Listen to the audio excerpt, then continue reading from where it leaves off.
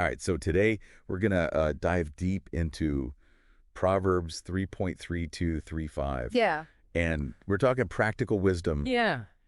for living a life that's like really aligned with faith. Yeah. And what I love is that we've got these two sources here that really unpack these verses in such different ways. Oh, yeah. One goes into like this deep dive into the original Hebrew words. Okay.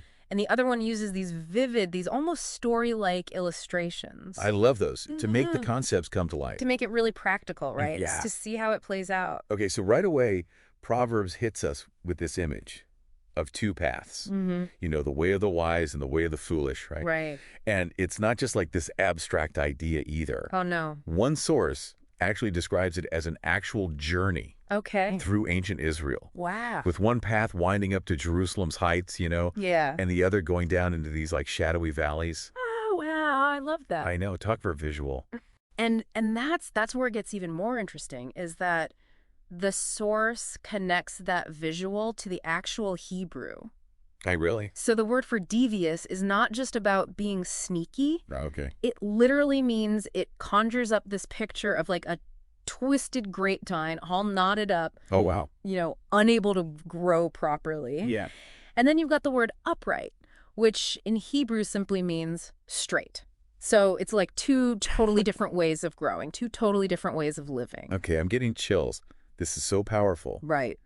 And the passage doesn't like mess around with the consequences either No, it doesn't. of choosing the wrong path, Right, right? right. Verse 32 says God detests the devious. Yeah, I mean, that's, strong language. yeah, that's some strong language. And that Hebrew word for detest is even more intense than you might think. Oh, really? It's not just dislike. It's this like deep, visceral rejection.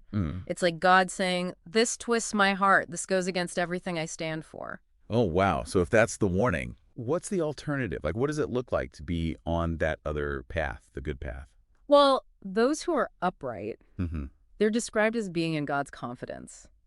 And I think we often underestimate how amazing that is. Yeah. It's not just about following the rules. Okay. It's like being part of the king's inner circle, Oh, wow. his trusted advisors. Wow. You have this close relationship with the very one who made the rules. Okay, that makes so much sense. Right. It's like moving from a place of fear and obligation to a place of love and trust. Yes. And this isn't just about like individual blessings or curses either, right? Right. Verse 33 talks about how our choices impact our entire household. Exactly. And the way the Hebrew is structured, Okay. it emphasizes that Oh, impact. really? Yeah, the word for house is actually repeated, Mm. making it clear that God's blessing or curse extends to everything Yeah. and everyone connected to you. One source used this analogy that I just can't get out of my head. Oh, tell me. Okay, so it's harvest time. Mm-hmm.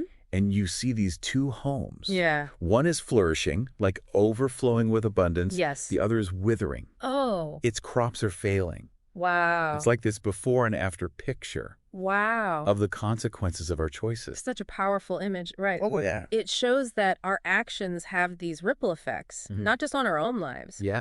but on the lives of our families, Yeah. our friends, Our community. our communities. Yeah. Okay, so moving on to verse 34. Yeah. It talks about God's response to pride and humility. Yeah. And we see this stark contrast Mm-hmm. between those who are arrogant Yeah. and those who are humble. Absolutely. Why is that so important? If we zoom out and look at the bigger picture, Okay. it's about recognizing our place in the grand scheme of things. Okay. Those who are proud, Yeah. who think they have it all figured out, Mm-hmm. they're essentially rejecting God's wisdom. Okay. They're saying, I don't need you. I can do this on my own. Yeah. But then on the flip side, you have those who are humble, Mm-hmm. who recognize their need for God. Yeah. One source described it like a vine meeting its trellis Oh, I love that. to grow strong Yeah. and bear fruit. Me Ew. I love that imagery. It reminds us that humility isn't weakness. Right. It's actually the key to strength because it allows us to tap into a power that's far greater than our own. Yeah. And notice how God's favor is specifically towards the humble and oppressed. Mm. It's not just about a personal attitude. Yep. It's about how we treat those who are most vulnerable. Yeah, that's such an important reminder. Right. So all of this leads up to verse 35, Okay. the culminating point. Yeah. The wise inherit honor, but fools lift up shame. Powerful. What jumps out at you when you read that? The word inherit. It's okay. is key here. Mm. It implies receiving something of lasting value, Yeah. something that's passed down through generations. Okay. It's not just about temporary success. It's about building a legacy that endures. So it's about more than what we achieve in our own lifetime. Yes, It's about the impact we have on those who come after us. exactly. And the Hebrew word for honor is fascinating. Oh, really?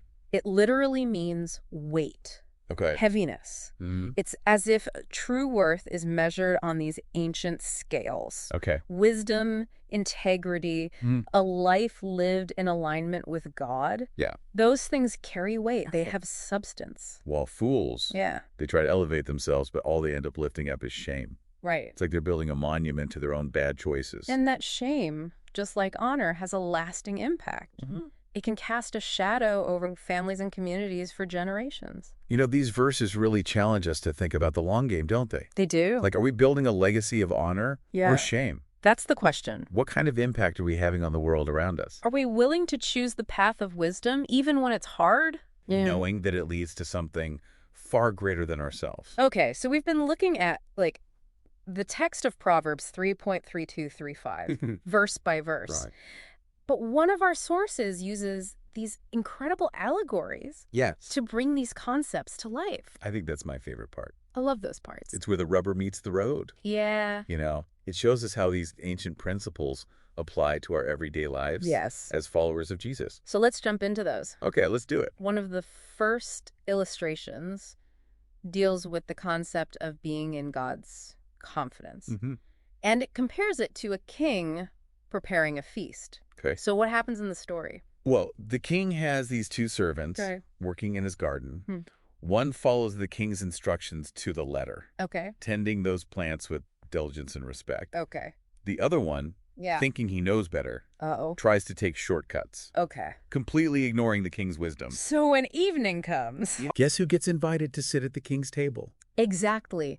The one who was faithful. Yes. The one who trusted the king's guidance. Okay. And not only is he invited to serve at the feast, Oh, wow. but to share in the king's intimacy. Wow. He becomes part of the inner circle. Yeah. It's a picture of true honor Yeah. and favor. It's such a powerful way to understand what it means to be in God's confidence. Right. It's not about earning our way in. Yes. It's about trusting his ways, Yeah. following his lead, Mm-hmm. and ultimately becoming part of his family. And the other servant, Yeah. the one who thought he was so clever, Yeah. he's left out in the cold. His shortcuts leading to nothing but a measly harvest. Oh. He missed out on the true blessing. Wow. Okay, so another illustration focuses on the impact our choices have on our households. Okay. And it uses the image of two houses during a storm. Tell me about this one. So picture this. One family builds their house according to the architect's plan, carefully laying a strong foundation, making sure there's proper drainage, Oh, all that good stuff. so they're doing it right. They're doing it right. And the other family? They're all about saving time and money. Oh, They cut corners, okay. ignore the architect's warnings, Yep. and figure they'll be fine. Okay. But then the storm hits. Well, the house built on the solid foundation Yeah. stands strong, Okay. while the other one starts to crumble. Oh, no. The consequences of their choices become painfully clear. Yeah. I mean, it's a pretty intense visual, right? It's a very intense visual. It's Yeah. like we can't build our lives, Right. our families, our relationships Mhm. on flimsy foundations. Yeah. If you want them to withstand the storms of life, Right. we need to build on the solid rock Yes. of God's word. And it's not about being perfect or never making mistakes. Okay. It's about recognizing our need for God's guidance and seeking his wisdom in every area of our lives. Okay, so this next illustration really resonated with me Oh, good. because I'm such a learner at heart. Me too. It deals with God's response to pride and humility, Okay. and it uses the story of two students. Hmm.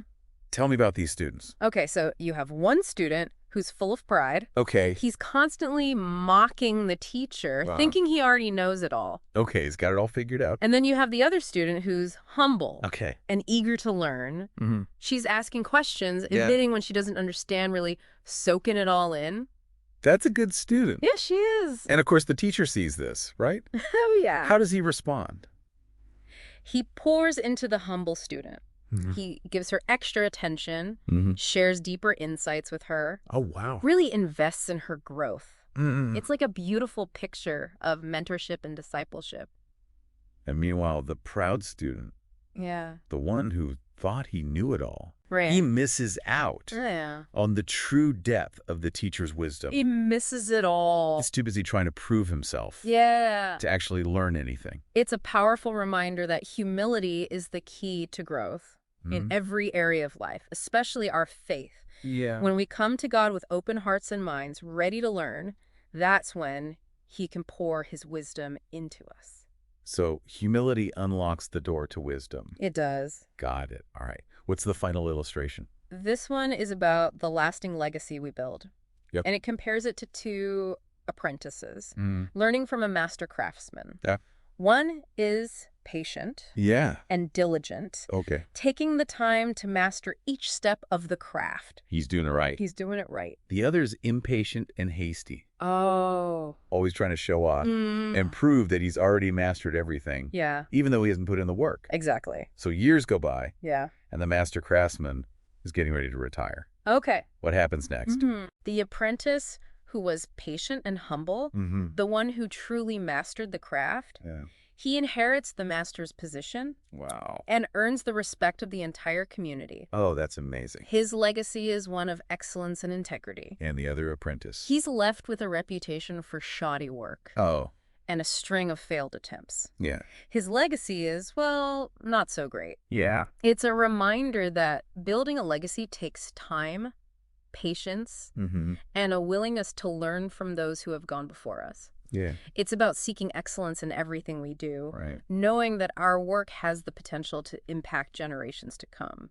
I love how these illustrations bring Proverbs 3.3235 to life. Me too. It's like these aren't just abstract principles, they're practical guidelines Yeah. for living a life. Family, these principles apply. Absolutely. It's like a roadmap for navigating the complexities of life Yeah. and making wise choices, even when we're faced with difficult decisions. Yeah, and remember, this passage isn't just about avoiding negative consequences. Right. It's about actively pursuing a life of wisdom and honor, Yes. becoming the kind of people God can trust and bless, the kind of people others can look up to. Absolutely. That's what makes this passage so compelling. It's not just about rules, it's about transformation. Okay, before we wrap up this first part of our deep dive, Okay. I want to touch on something that stood out to me in both of our sources. Okay. They both emphasize the communal aspect of wisdom. Yes. It's not just about personal gain. It's about the impact our choices have on our families, Right. our churches, Your community. our communities, even Yeah. future generations. Yeah. Why is that so important? It's huge. And remember how that Hebrew word for house is repeated in verse 33? It highlights the fact that our choices don't just affect us in isolation. Okay. They ripple outwards, Yeah. impacting those around us, Right. those we love, Yeah. those we're called to serve. Right. It's like that analogy of the two houses during the storm. Exactly. If we're building our lives on a shaky foundation, Mm-hmm. it's not just us who suffer the consequences. Yeah. It's our whole family. Right. Maybe even our whole community. But on the flip side, Yeah. if we're building our lives on the solid rock of God's wisdom, Yeah. we create a haven of blessing Right. and stability, not just for ourselves, but for everyone around us. Yeah. Think of the impact that has on our kids, on our church, Yeah. on the people we interact with every day. It's Yeah. about being a light in the darkness, Yes. a source of strength Mm-hmm. and hope. You know, I also love how both sources emphasize the importance of humility. Yeah, It's not about being weak or passive. right. It's about recognizing our dependence on God Mm. and seeking His guidance in everything we do. Yes. It's about realizing we don't have all the answers. Right. And being willing to learn from others, Yeah. especially those who are walking closely with God. One source described humility as being like a vine that needs its trellis to grow. I love that. Right. Yeah. We need God's support, his guidance, his strength to truly flourish. Yeah, We can't do it on our own. you can't. And the other source contrasted that humble student, Yeah. so eager to learn, Yeah. with the proud student who thought he knew it all. Yeah, It's so clear who received the teacher's favor totally. and those deeper insights, the humble one, Yeah. hands down. Let's talk about integrity for a minute. Okay, yeah. The passage contrasts the devious person Mm-hmm. with the one who is upright. Right. What does that look like in everyday life, Yeah. especially for those of us trying to follow Jesus? Remember that vivid picture the Hebrew word for devious paints? Oh, yeah. That twisted grapevine all knotted up? Unable to grow the way it's supposed to? Yeah. It's a powerful image of someone whose life is out of alignment Mm. with God's will. Okay. They're constantly taking detours, Yeah. looking for shortcuts, Mm-hmm. trying to manipulate situations to get what they want. Whereas the upright person, Yeah. their life is straight and true, Yes. aligned with God's heart. Mm-hmm. It's like they're walking a clear path, Yeah. following God's lead, even when it's hard. Yes. Even when it means sacrificing their own desires. Yeah. It's about being honest, Mm-hmm. keeping our promises, Yeah. and treating others with fairness and respect. It's Yes. about reflecting God's character in everything we do. And the passage tells us that God detests the devious. I know we talked about that word already, Yeah. but it's worth repeating. Okay. It's not just passive disapproval. Right. It's this deep grief Mm. over choices that break his heart Wow. and damage our relationship with him. Integrity matters, not just to us. But to God, Yeah. he desires for us to be people of our word, Mm-hmm.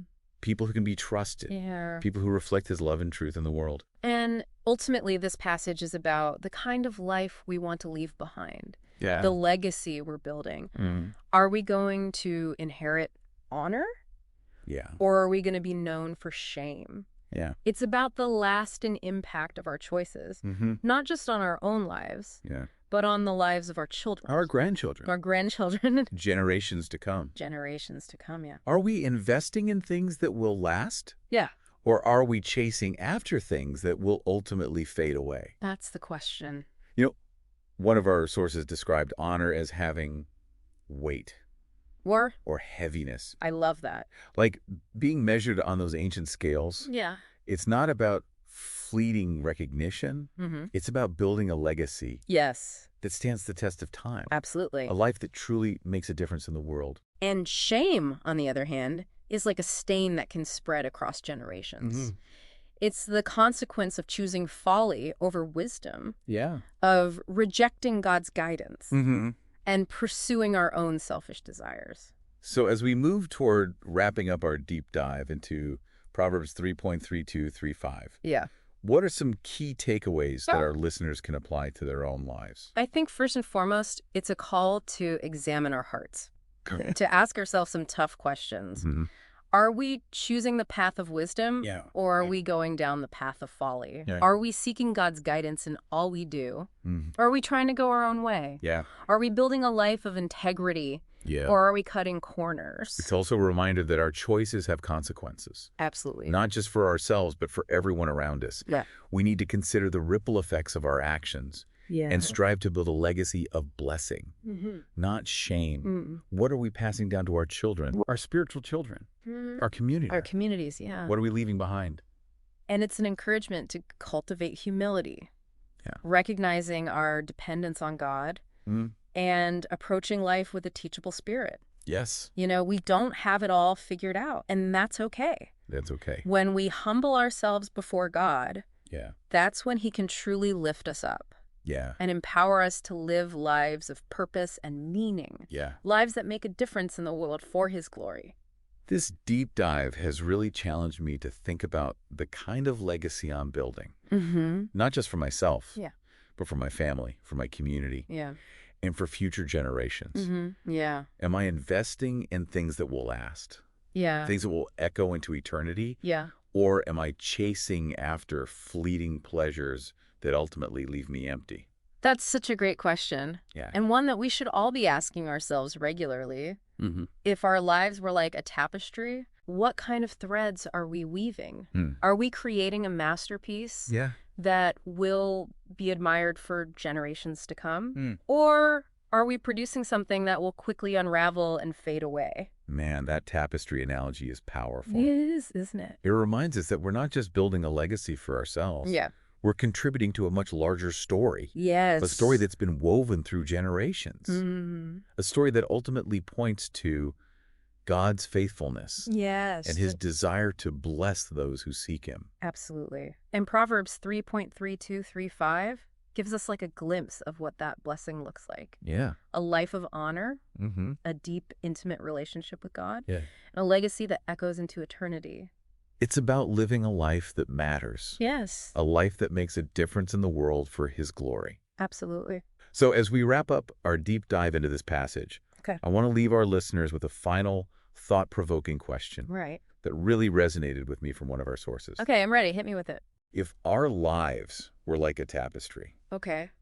what kind of threads are we weaving right now in this very moment? Yeah. What legacy are we building, not just for ourselves, Yeah. but for our families, our churches, and our communities? Right.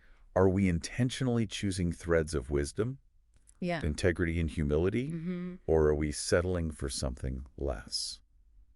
That's such a powerful question, Yeah. and one that we should all be wrestling with. Yeah. It's a call to examine our lives, Mhm. our motives, Yeah. our choices, and to make sure we're building something that will stand the test of time, Right. something that will bring honor to God Yeah. and bless those around us.